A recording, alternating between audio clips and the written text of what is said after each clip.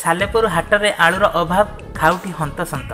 सालेपुर साप्ताहिक हाटरे आलुर अभाव देखा जाइछि, जहा फल जो आलु धड़ा 100 टंकार मिलुथिला ताहा आज 150 टंका।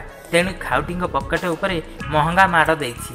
बेंगल सरकार आलु रप्तानी बंद करदेबारु बहु व्यवसायी लुचा छापारे परिवा भितर आलु लुचाई आनी चढ़ा दर में बिकुथिबार देखिबाकु मिलुछि।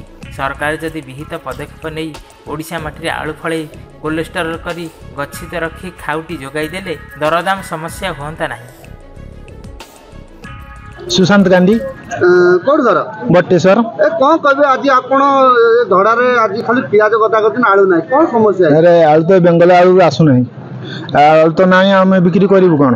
आज्ञा मो ना विष्णुचरण मिश्र मो रिटायर्ड राज्य पुरस्कार प्राप्त प्रधान शिक्षक ये चंद्रादेवपुर ये पाखे मो घर।